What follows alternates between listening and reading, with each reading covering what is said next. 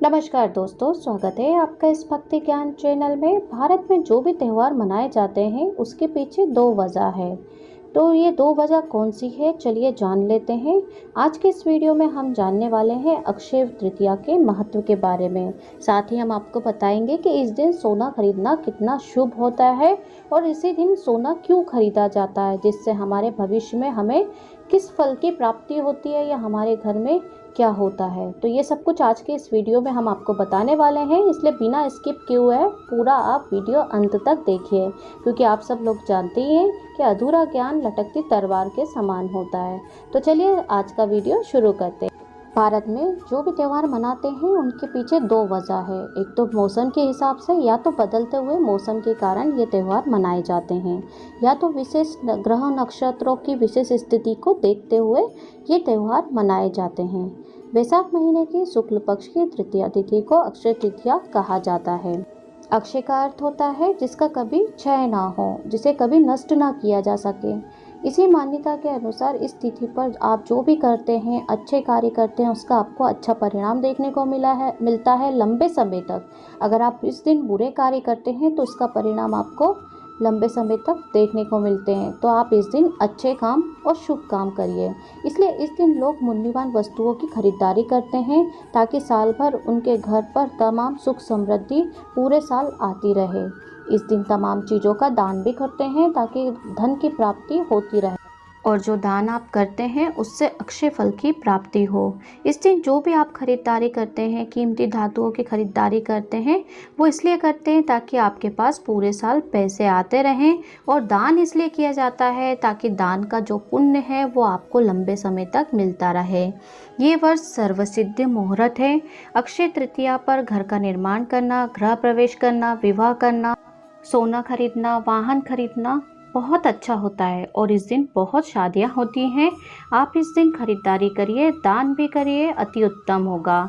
चलिए अब हम जानेंगे पूजा विधि।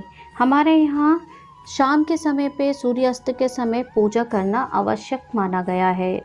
आप सूर्यास्त के समय पे भगवान विष्णु, माता लक्ष्मी की पूजा अवश्य करिए। इस दिन पर अति शुभ होगा। सभी देवताओं की पूजा आराधना करिए। इस दिन शीतल जल से स्नान करिए, फिर भगवान विष्णु व माता लक्ष्मी की पूजा करिए। सफ़ेद फूल अर्पित करिए। माँ लक्ष्मी और भगवान विष्णु के मंत्रों का जाप करिए। आप अलग अलग जाप नहीं कर सकते हैं तो मैं आपको एक मिश्रित मंत्र बता देती हूँ। आप दोनों का ही जाप एक साथ कर सकते हैं। ओम ह्रीं श्रीं लक्ष्मी वासुदेवाय नमः। इस मंत्र का आप जाप करेंगे तो माता लक्ष्मी और भगवान विष्णु दोनों का जाप एक साथ हो जाएगा। इसके बाद आप सोना, चांदी, कपड़े, अन्न का, पानी का दान करिए। अपने सामर्थ्य के अनुसार इस दिन दान अवश्य करना चाहिए। इस दिन आप पूजा भी करिए, खरीदारी भी करिए, दान भी करिए, आपको अक्षय फल की प्राप्ति होगी। तो चलिए अब हम जान लेते हैं अक्षय तृतीया का महत्व। धार्मिक महत्व बहुत ही खास माना गया है अक्षय तृतीया का।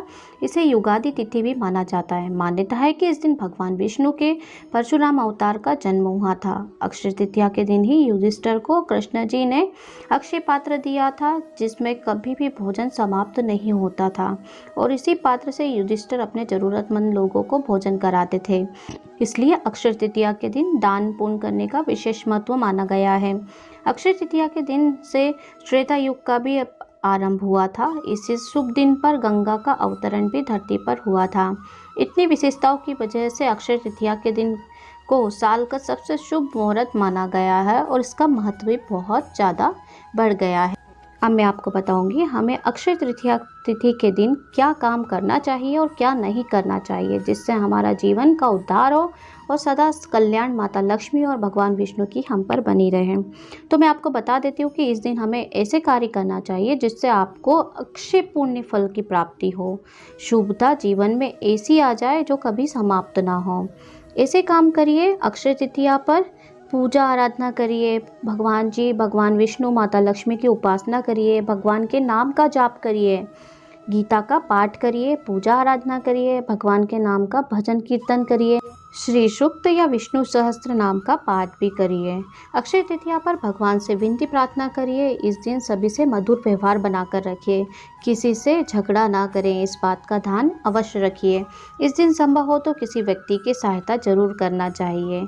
इस दिन आप दान जरूर करिए। इस दिन लोगों को जल पिलाएं, पौधों में पानी डालिए। ये भी एक अक्षय फूल देने वाला फल है, हमारा कार्य है। इस दिन आप सोना या कीमती वस्तु खरीदने का सोच रहे हैं तो आप अपने सामर्थ्य के अनुसार जरूर खरीदिए। अगर सोना खरीदना चाहते हैं तो आप सबसे शुभ मुहूर्त, उपयुक्त मुहूर्त दोपहर का होता है। इस टाइम में आप सोने को खरीद लीजिए। वैसे तो अक्षय तृतीया का पूरा दिन ही शुभ होता है, लेकिन सबसे उपयुक्त समय माना गया है दोपहर का सोना खरीदने के लिए। तो आप दोपहर के समय पे आप सोने की खरीदारी कर सकते हैं। आप दोपहर में अगर सोना खरीदते हैं तो बिल्कुल खरीद लीजिए। अगर सोना ना खरीद सके तो आप सोने की परत वाली कोई भी या पॉलिश की हुई चीज़ भी खरीद सकते हैं, या पीतल की पीली धातु भी खरीद सकते हैं। और दान के लिए धातु आप चाहें तो छोटा सा चांदी का कुछ भी आप ले लीजिए।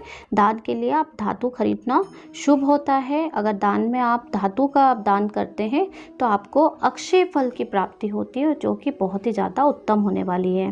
पहले आप किसी निर्धन व्यक्ति को पैसे, सोना, चांदी या जो भी आप दान करना चाहने का सोच रहे हैं, दान करना चाहते हैं, वो दान कर दीजिए।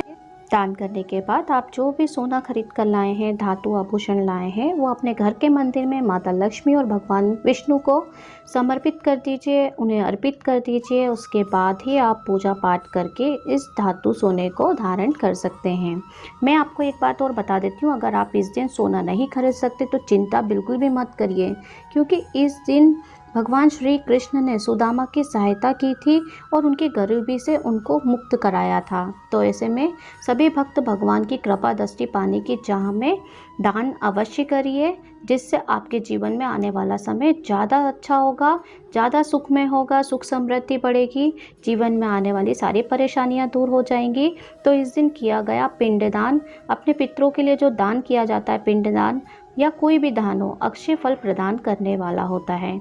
तो इस दिन आप दान अवश्य करिए। अगर आप सोना खरीद पाते हैं तो बहुत अच्छी बात है, अगर नहीं भी खरीद पा रहे हैं तो आप बिल्कुल भी चिंता मत करिए।